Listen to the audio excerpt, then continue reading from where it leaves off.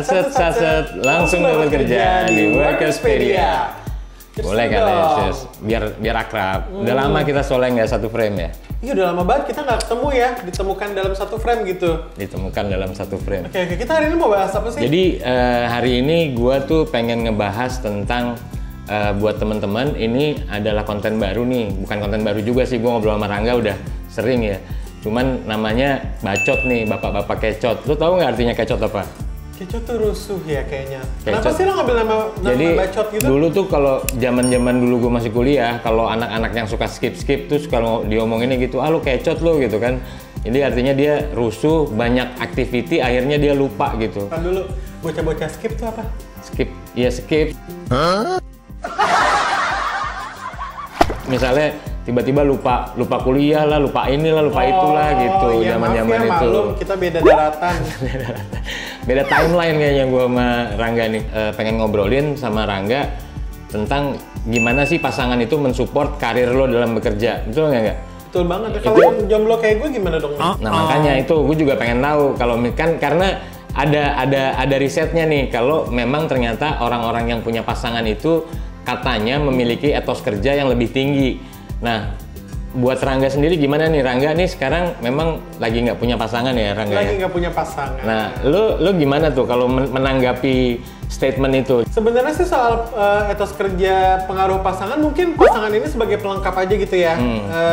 Tadinya mungkin kita menjalani hari-hari sendiri gitu, kadang suka up and down dari segi moodnya gitu. Tapi di saat kita punya pasangan yang support kita penuh gitu, otomatis hasrat kita untuk bekerja kan bisa jadi lebih tinggi dong. Hasrat dengan dia memberikan perhatian, mungkin semangat itu kan kayak bumbu-bumbu kecil yang bikin kita jadi lebih bersemangat gitu loh. Hasrat tuh kayak gairah ya teman-teman ya. Hasrat dan gairah.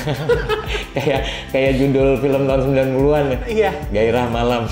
Aduh, apa itu? Apa itu? Ya, jadi tapi kan lu bilang tadi ya, ketika lu punya pasangan itu kan akan membawa dampak bagi lu. Kalau tadi kan kita ngomongin positif, tapi kan ada juga ya pasangan yang bikin dampaknya kurang bagus gitu ya. Misalnya ketika lu lagi kerja, tiba-tiba lu berantem, terus akhirnya itu mengurangi kinerja lu karena lu harus kepikiran dia, konsentrasi lu buyar gitu loh. Nah itu gimana tuh?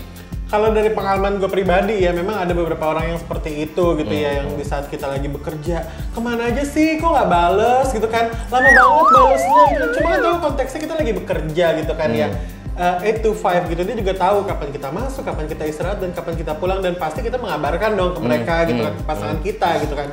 Ya kalau misalnya konteksnya mereka marah-marah gitu di saat kita tiba-tiba ada meeting dadakan, ya kasih tahu aja setelahnya. Sorry nih, aku tadi habis meeting dadakan, gini. Kalau misalnya masih belum selesai juga, ya ketemuin. Jadi sebetulnya tadi ya, ketika lu punya pasangan, ketika menjalani hari-hari lu dalam bekerja, bisa jadi dia membuat lu jadi tambah positif, tambah bersemangat, tambah bergairah untuk bekerja, tapi bisa jadi juga itu membuyarkan fokus lu ya ketika si pasangan lu jadi negatif. Nah menurut gua, ketika lu ketemu pasangan lo itu memang harus dibicarakan hal-hal kayak gitu. Banget. Jadi maksudnya kita harus bikin ground rules ketika lo punya pasangan mau kayak apa sih? Karena memang ini terkait ke dunia kerja ya, karir ya. Nah itu gimana caranya kita sebagai pasangan juga bisa mensupport dia. Makanya harus dibikin apa yang pasangan lo suka dan enggak. Betul. Jangan sampai apa yang lo lakukan menurut lo baik, akhirnya tapi buat pasangan lo jadi nggak baik ya. Yeah. Karena gue ada si temen di kantor nih. Dia sudah menikah, tapi gue sering lihat dia tiba-tiba pada saat kerja tuh di video call gitu ya. Dan dia ngangkatnya ya bodo amat sih, dia tetap ngangkat gitu. Terus dia kayak orang, aduh gue lagi kerja nih gini. Menurut gue nggak tahu apakah mereka ada komunikasi apa enggak kalau misalnya gue lagi kerja. Tapi dari perempuannya juga harusnya ya ketika dari kerja ya jangan video call lah gitu ya. Gitu kalau oh jam segini nih mungkin suami gue atau pacar gue tuh lagi ini nih, jam segini lagi ini, atau mungkin dari cowoknya atau dari ceweknya itu sendiri saling memberi kabar gitu kalau misalnya gue jam sekian mau ini ya, gue jam sekian mau ini ya. Tapi gue pernah nanya ya sama istri gue sendiri ya, kenapa sih ada orang yang kayak gitu ya? Kata istri gue tuh mungkin salah satu pasangannya pernah ada yang membuat kesalahan yang akhirnya pasangannya nggak percaya gitu loh. Atau mungkin juga karena dari pengalaman yang dulu-dulu juga dia pernah dapat pasangan yang ternyata bilangnya A, ternyata dia melakukan hal yang lain gitu. Nah itu muncullah rasa kecurigaan dari pasangan itu. Nah, tapi pertanyaannya pas gue tanya, ya ketika ada orang yang sudah terlanjur begitu sama pasangannya, gimana caranya tuh dia bisa lepas dari belenggu itu ya kan? Sebenarnya cara ngelepasinnya ya kontrol ke diri kita dan meyakinkan pasangan gitu loh. Dikomunikasiin aja kayak kita apa sih yang lo pengen mau dari pasangan lo, dan pasangan juga bisa menuntut hal yang sama ke kita. Jadi ibaratnya gue pengen lo begini ya, tapi lo jangan melakukan ini ke gue. Oke, kita cari jalan tengahnya gimana enaknya. Lebih kayak itu ya tadi gue bilang, kuncinya memang benar-benar di komunikasinya sendiri gitu loh. Ini ada sebuah statement ya. Jadi dari penelitian Journal of Applied Development Psychology. Aduh, berat banget tuh kayaknya. Dia menyimpulkan kalau komitmen dan cinta adalah dua hal yang saling menguatkan. Jadi gue sebetulnya ngerasain sendiri nih nggak.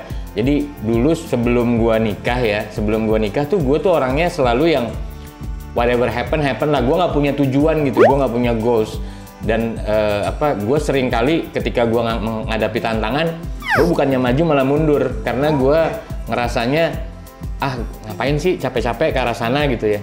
Nah sekarang ketika gue udah menikah, gue punya istri, memang tipe istri gue tuh dia sangat driven gitu ya. Jadi dia tahu goals-goalsnya dia mau kemana, dia pengen punya apa. Nah setelah gue menikah, istri gue tuh ngasih gue pandangan kalau lu harus punya target di umur segini, lu punya apa.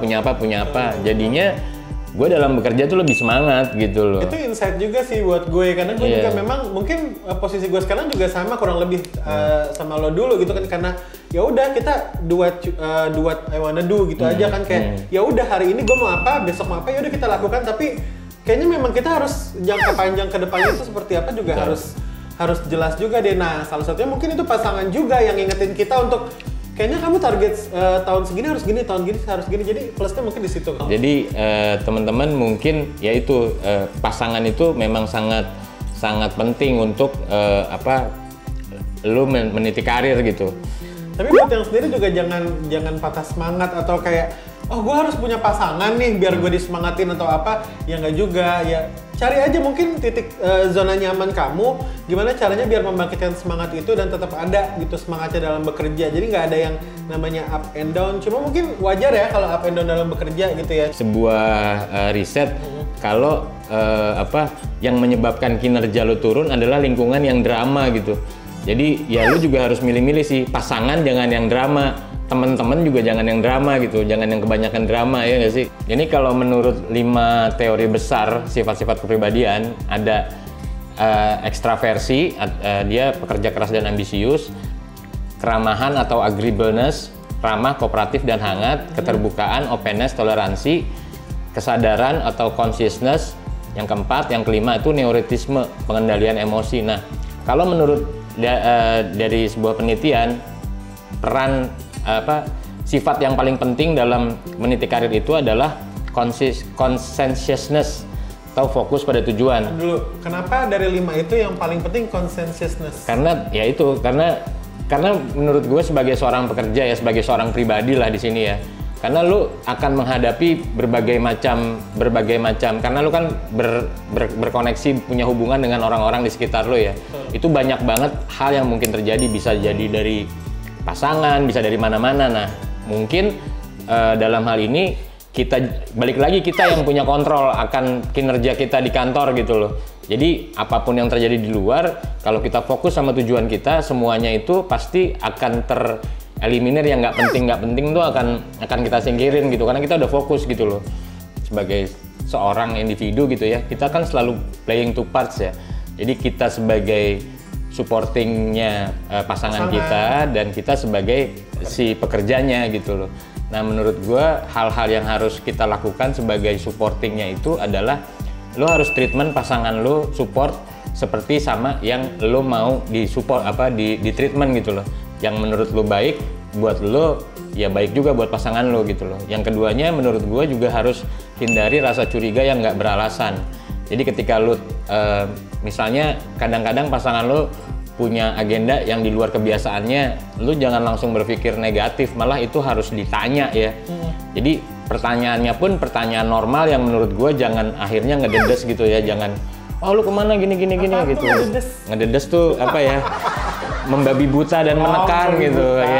Iya. Terus yang ketiga menurut gua, lu harus jadi pendengar yang baik karena pasangan lu itu pasti di kantornya ada pressure, ada challenge, ada macam-macam lah yang terjadi. Nah, lu harus mendengarkan omongannya si pasangan. Kadang-kadang lu juga harus kenal pasangan lu, apakah dia butuh reaksi atau enggak, hanya butuh didengar aja gitu. Dan yang terakhir, memang di sini kalian harus sadar sama pasangan tuh goals-nya apa sih gitu loh. Yakin aja kalau lu on the right track untuk dapet goals lu itu. Jadi ketika pasangan lu perilakunya dan lu udah sama-sama punya goals dan lu tahu, nah lu lihat ya aja sampai goals-nya tercapai itu bener gak sih tracknya nih gitu. Menurut gue sih itu ya. Sebagai seorang pekerja yang independen gitu ya. Independen. Tadi kurang lebih sama, untuk poin pertamanya kita juga harus punya goals gitu. Jadi kayak misalnya kita, apalagi nanti kalau misalnya lu punya pasangan ya, kita harus tahu tuh target kita tahun ini tuh kita mau ngerjain apa, kita harus bagaimana juga gitu kan. Dengan begitu kalau kita udah punya target-target per tahun tuh otomatis nanti kedepannya kan juga akan berlanjut ke hubungannya nanti juga itu kan. Kalau jadi sama pasangan lo itu akan menjadi penyemangat tambahan kan. Ya, betul. Terus kalau poin kedua, balik lagi ke poin yang satu, kita ingetin lagi nih, belum tentu sendiri itu tersiksa atau gimana ya, enggak, jalanin aja apa adanya gitu kan. Iya kan, jalanin aja apa adanya gitu kan, karena kan di tengah-tengah kerja itu juga nanti pasti kita ketemu orang baru nggak sih, ketemu orang baru dan akhirnya kita membuat cerita baru. Lu jangan kata perempuan, ayam juga lo bedakin lo cium. Ya ilah. Membuat cerita baru gitu kan. Sebetulnya pengalaman yang mau gue ceritain banyak sih tentang pengalaman orang bekerja dengan pasangan ya.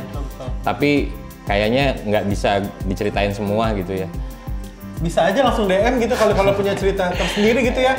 Punya masalah sama atasan atau rekan kerja atau mungkin cinta-cinta yang tidak terduga gitu kan, DM aja ke Instagram @workerspedia.